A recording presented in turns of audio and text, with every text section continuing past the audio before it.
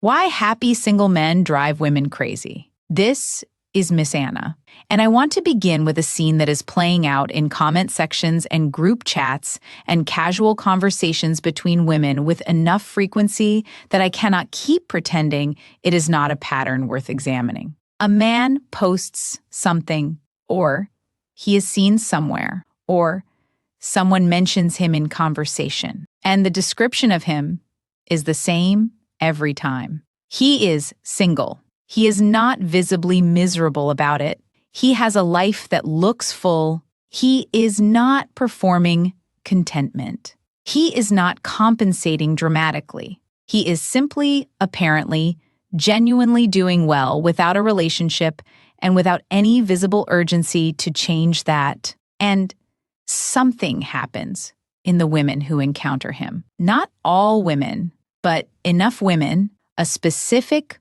recognizable, disproportionate response that does not match the neutrality of the information being received. He is single and happy. That is the information. The response is not neutral. The response is irritation. Sometimes it is expressed directly. He must be hiding something. He is probably watching too much content online. He has given up. He is not as happy as he looks. Something is wrong with him, even if the something is not immediately visible. Sometimes it is expressed more subtly, as concern, as the specific kind of concern that does not quite believe its own benevolence. Are you sure you are not lonely? Have you thought about what you are missing? Do you not want someone to come home to? And sometimes it is not expressed at all. It just lives in the room as a discomfort that the woman experiencing it cannot fully account for and does not examine carefully, because examining it carefully would require arriving at conclusions she is not ready to arrive at. I want to examine it carefully today, not to attack the women who feel it, but because a reaction this consistent and this disproportionate is not random. It has a source, and the source, named honestly, reveals something important about what is actually happening in this conversation. Let me start with what the happy single man is not doing, because the irritation often gets attributed to things he is not actually doing. He is not making a statement. He is not organizing his life around the rejection of women or the rejection of relationships or any ideological position about what modern partnership has become.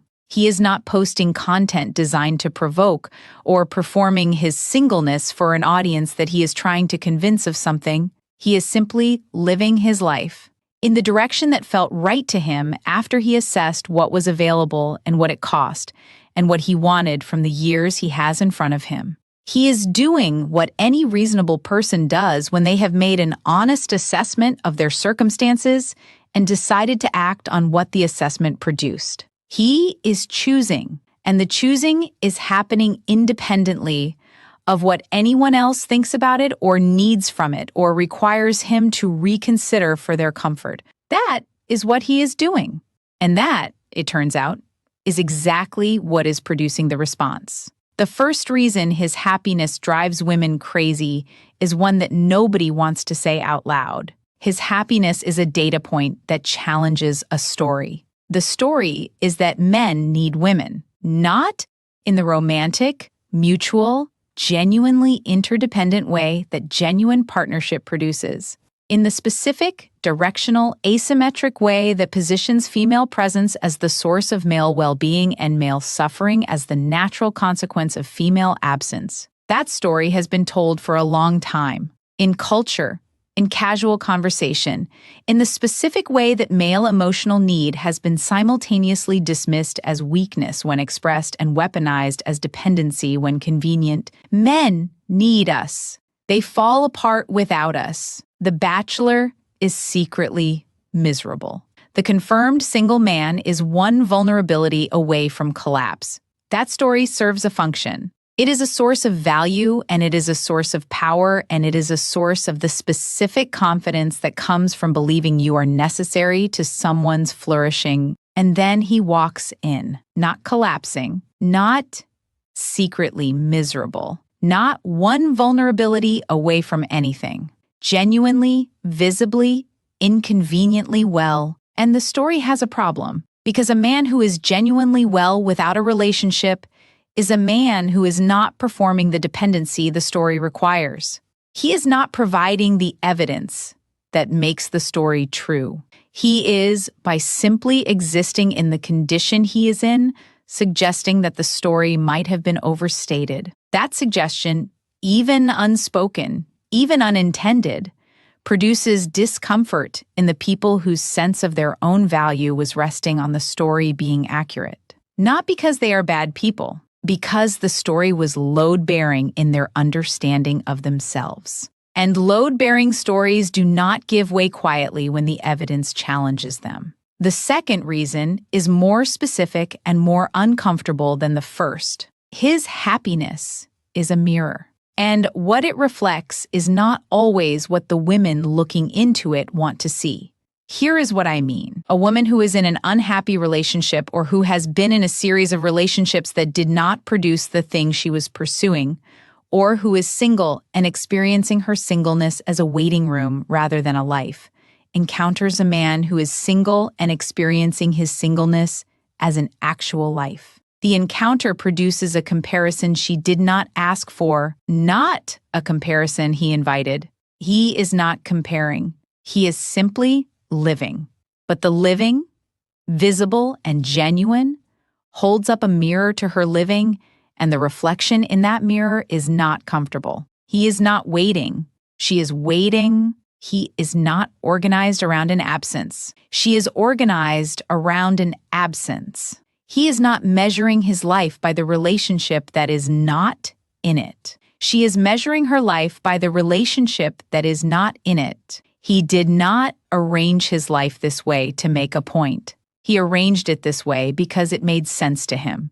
But the arrangement, visible next to her arrangement, produces the specific discomfort of a person who has made her peace contingent on something that has not arrived, and who is looking at someone who did not make that bargain and is doing better for not having made it. That discomfort does not always stay in the room with her quietly. It comes out as criticism of him, as concern for him, as the insistence that he cannot really be fine, as the gentle, persistent pressure of a person who needs him not to be fine because his being fine is the most uncomfortable information currently available to her. The third reason is about power, and power is always uncomfortable to name directly. There is a specific kind of social power that resides in being needed, in being the person whose presence is required for someone else's flourishing, in occupying a position of genuine necessity in another person's life. That power is not inherently manipulative. The genuine version of it, the version that exists inside actual loving relationships, is one of the most meaningful things available in a human life. Being genuinely needed by someone you love and who loves you is not a small thing. But there is a version of it that is less clean. The version that requires someone else's insufficiency in order to exist, that depends, for its continuation, on the other person not developing the self-sufficiency that would make the needing voluntary rather than structural. A man who is genuinely fine on his own is a man who, if he enters a relationship, is choosing it freely, without the structural dependency that turns presence into something other than a choice. And a genuinely chosen presence is a different thing from a structurally dependent one. The genuinely chosen presence can also genuinely leave, not because he is flighty or uncommitted or incapable of depth, because the choice that brought him in is the same mechanism that makes leaving a real option rather than a catastrophic one. That specific quality, the quality of a man whose presence is a genuine choice rather than a structural dependency, is threatening to the version of relationship power that requires the other person's need in order to function. He does not need in the right way. And the right way, in the framework I am describing, is the way that makes his staying feel necessary rather than chosen, the way that makes her feel indispensable rather than simply wanted. A man who is happy alone is a man who is indispensable to no one. And that makes everything he offers, when he offers it, freely given rather than structurally extracted. Freely given is beautiful.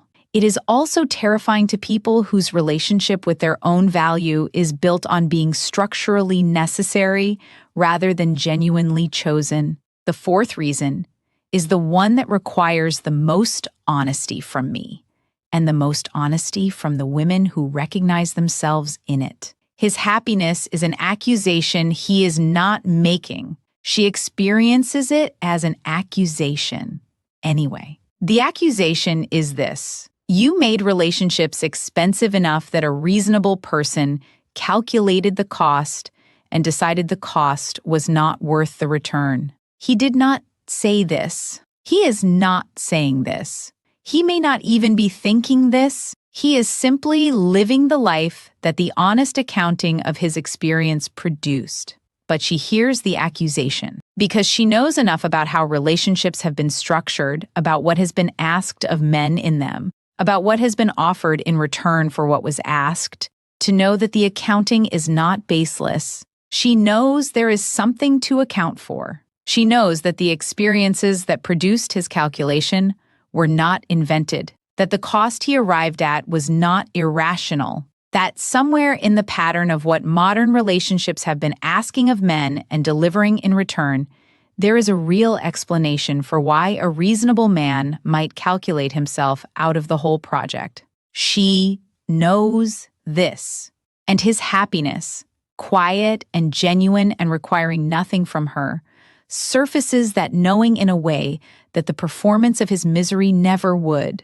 A miserable single man confirms the story. His misery is the evidence that he made the wrong choice and that the relationship he is not in is the thing he is missing. A happy single man does not confirm the story. He disrupts it. And the disruption lands as an accusation in the people who needed the story to hold. Here is what I want every woman who has felt this irritation to sit with before she reaches for the explanation that makes it about him. The irritation is not about him. It was never about him. It is about what his happiness reveals about the cost structure of the thing you are offering, or have been offering, or have been expecting others to want on terms that his happiness quietly suggests are not as reasonable as they felt from the inside. That is an uncomfortable thing to sit with. I know it is uncomfortable because I have sat with versions of it myself. Because being honest about what female behavior has contributed to male withdrawal from relationships is not a comfortable exercise for a woman who loves women and wants good things for them. But comfort is not what this conversation is for. What it is for is the clarity that only arrives when you stop explaining the mirror and start looking into it. The happy single man is not your enemy. He is not making a statement about your worth. He is not a symptom of a cultural problem that needs to be solved by getting him back into the relationship market on terms that work better for everyone else. He is a person who made a choice. And the choice he made, whatever produced it, is telling you something, not about him, about the terms, about what has been asked and what has been offered, and whether the asking and the offering have been proportionate to each other in ways that a reasonable person would recognize as fair. The woman who can receive that information without deflecting it, who can sit with the discomfort of what it reveals long enough to actually learn something from it, is the woman who has the most to offer the man who is currently choosing not to be available. Not by lowering her standards, not by becoming less than she is, by becoming honest about what she is asking for and whether what she is offering in return is worth what she is asking. That honesty is not a concession. It is the beginning of the only version of this conversation that ends somewhere worth arriving. The happy single man is not the problem. He is the information, and information received honestly is the only thing that has ever changed anything. This is Miss Anna, and I will be back with more of what nobody else will say. Subscribe if you are ready to keep hearing it.